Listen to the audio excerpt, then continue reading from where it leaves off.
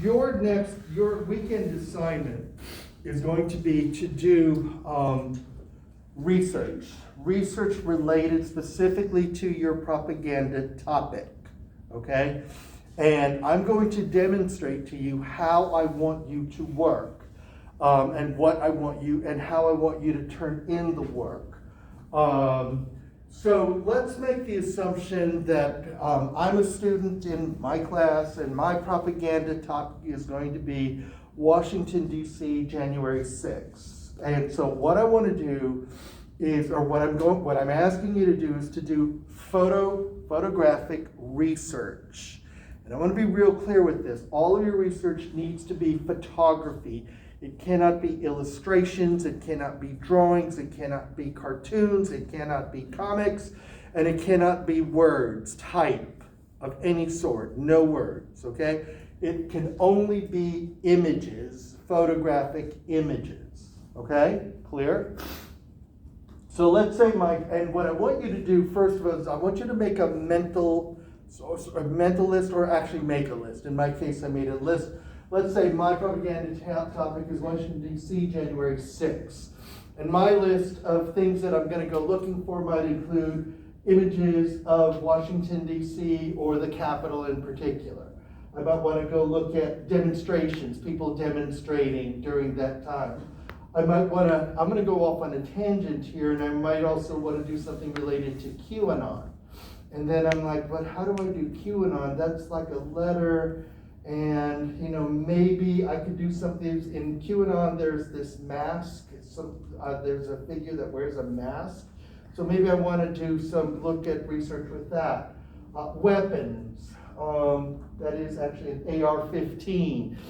So I want to be able to, I might go off, and instead of just doing a search on January 6th, I might want to do a search on weapons and be able to capture those weapons for my research.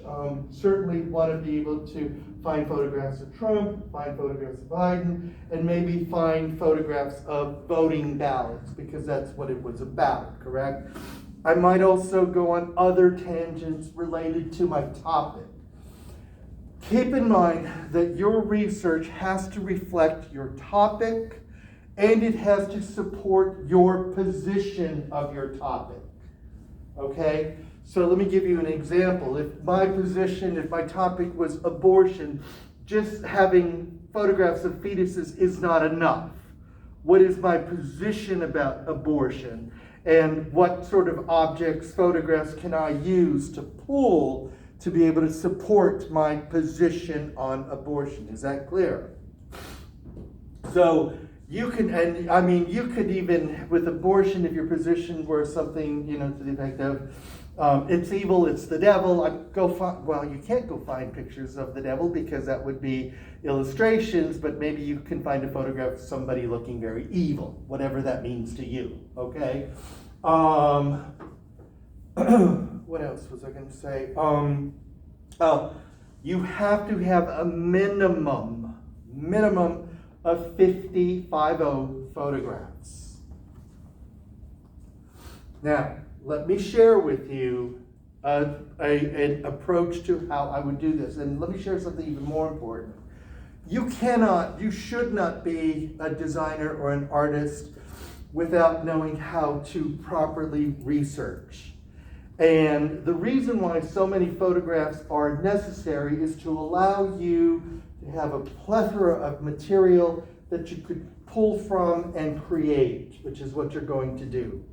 If you only had 2 photographs, you're really forcing a design out of that, and you're going to have a very difficult time. But if you have lots to be able to choose from, you're going to have fun, you're going to have lots of good solutions, and you're going to be able to really do a fantastic job with this, okay? So get used to doing this kind of research, because this is what's going to be expected of you in the advanced classes that you're going to be going into. Okay? Most of all, it's going to resonate when you go to senior thesis and you're going to have to research things. I like to use the analogy of the shopping cart or a wheelbarrow, where you go online and you just start pulling images and dump them into your cart. Don't even think, just keep dumping, copy, dump, don't count, okay, I've got 4, now I gotta go find another one. Don't do that to yourself, just have fun and pull images, don't judge, because ultimately you're going to be doing some editing later on, okay? When I say 50, I would not recommend that you do, 20 photographs of the same building 20 times, that doesn't make sense. Do different angles of it, do different shots of it, give yourself a variety of things that you want to do. Okay? Clear? All right, so in doing the research,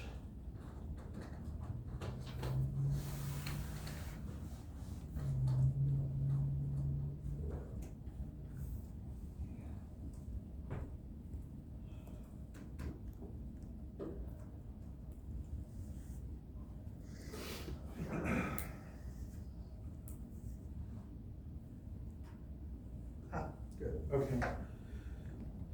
In doing the research, I would start off with Google. Sure.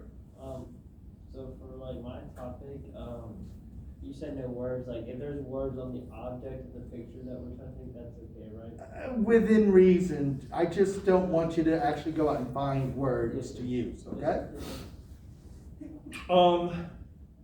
So the first thing I'm going to do is I'm going to do a search, and I'm going to do January 6th, Washington, D.C. Arrests. What do you know? Let's see. No, that's not what I want. Washington, D.C., January 6th. Here we go. And I'm going to go to images. That's December. I want January.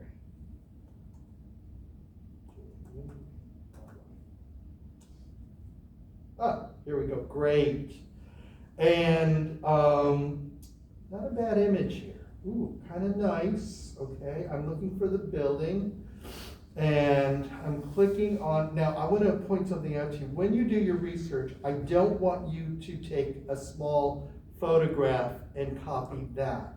I really need you to find the photograph, and I need you to click on the photograph, and then I need you to zoom up as big as you can on the photograph, okay? Now this is Mac only. On a PC it's going to be different, but on the Mac, if I zoom in and make a really big photograph and it looks like a clean photograph, if I hold down my Shift, my Command, and type a 4, it will turn into a crosshair, and I could do a screen capture, or I could capture that image. It made a screen, it photographed, copied that image, okay? And I want to photograph it, I want to capture the photograph as large as possible. Oh, here's a good one. That's kind of cool. Now there is words in here, I get it. But I kind of like the background. I love all this stuff back here. I'm going to use it anyways. And I don't have to use it, but remember, this is the shopping cart. We're looking for just good photography, and I'm going to capture that. Yes, ma'am? So if my project is about books, which is just a bunch of text and illustration, really, is it okay if I take photos of those books within? No. As a matter of fact, what I would do is, wow, that's going to be a tough one. I would look into what the books are.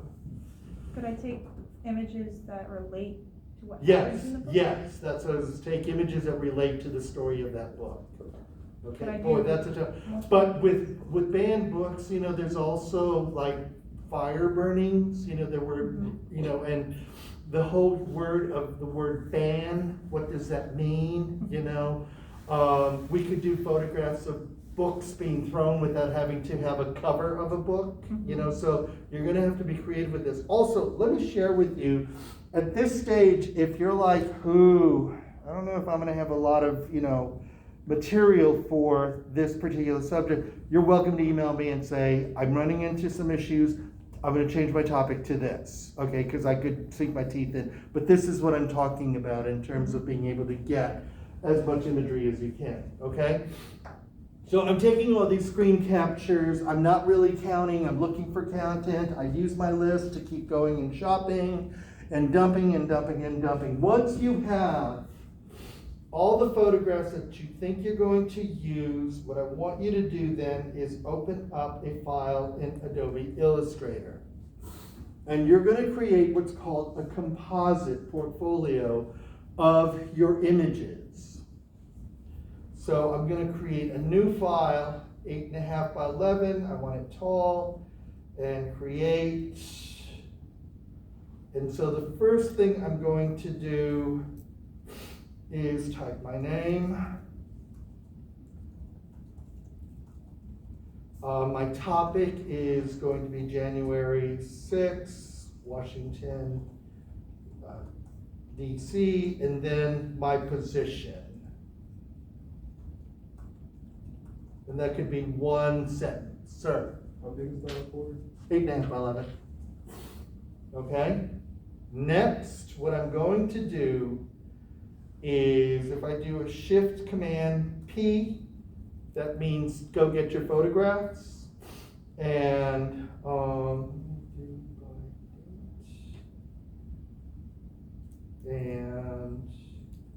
I actually did photos earlier for the earlier class, so I'm going to place them 1, 2, 3, and then after I also did today's photos or this morning with you guys, these two, place.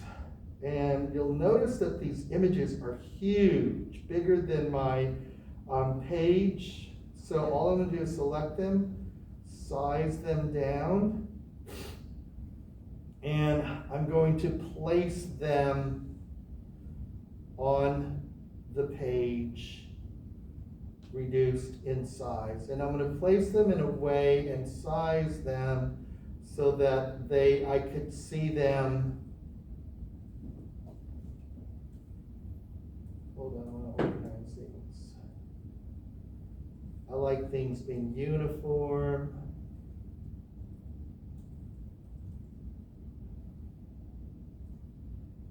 And so I'm going to place them and then place them. I could even go, I have size, I have a space on here, I could make them bigger. So I don't want any more, I want between 6 to 8 images per page. Okay? And I'd also like for you to categorize them on each page or each section. You know, this is the section, you know, I might have a section QAnon. I might have a section of protesters, a section of architecture, but all these sections, okay? And you're not going to Photoshop these. You're going to take the raw photography, the large size images, scale them down, and then for multiple pages, I don't know if you guys know this, but if you click on this icon right here, which is called Artboard tool, you can add artboards and keep building your pages, okay? And put more photography on there and move your photographs around and organize them and save it as a PDF file and then save it as save it as an AI file, then save it as a low-res PDF and turn that in on Monday, before Monday, okay? Okay? Any questions? Yes, ma'am. What do you want the file to be named? Thank you for that. Propaganda research, your last name. Anything else? Yes, ma'am. I have 2 questions. Okay. One, do you want us to leave white space in between the photos? I like that. Yes, please. So that I could actually look at them and go, oh, these are going to be really good. But you don't want, and the reason why I don't want you to do little thumbnail sketches is because when you blow them up, they're going to be really pixelated and they're going to be horrible to work with. So you want high quality screen images. Okay, your second question. Can we use photos that we have taken? Or taken of us? Not yet, no. No. I want it online first, okay? Because you will be taking photographs. Yes, ma'am. Are photos of artwork such as sculpture allowed? Possibly, but don't make it all about sculpture, Okay. okay? You know what, that's one of these things where it really wouldn't matter. Go ahead and bring it in. we could edit it out later. You're gonna have 50 pieces to work with minimum, so if sculpture are 2 or 3 of them, I'm not going to, I'm not gonna go through every single image and cross it out. If it's a cartoon image, if it's an illustration, I'm gonna dismiss it. I do not want that. But, if you happen to find things that are sculptural, hell yeah, go for it. Why not? Sir? On these pages, we're not writing anything other than what Correct. we're trying to show that. Correct. Your topic, your position, and the imagery that supports that position. So like, are we allowed to show positions from both sides? So like. No, you gotta take a side, it's propaganda. That's You not- have that's got not to me. take a side. The whole point behind this is your side, your position, your voice, Yes, sir. okay? And propaganda doesn't see both sides, propaganda only sees one side, the right side, okay? Sir? Do we need to put our name on every page? No, I wouldn't. I'm good enough if I see it here, and then if I see it up here, we're good to go. What else? Okay, again, this is a this is a project where this is going to be your very last project that it's going to be worth, your final project is going to be worth 1 whole letter grade. So you want to make sure that this is something that you can sink your teeth into, you're interested in, and you can move forward with it. This piece you're going to live with for 2.5 months. And when you do it, it's a piece that's going to be around for a long time. So you make sure this is something that you do believe in and that it's not something that's whimsical in your head, okay? Any other questions? Are you clear? Yes? That's it. I'll see you guys on Monday.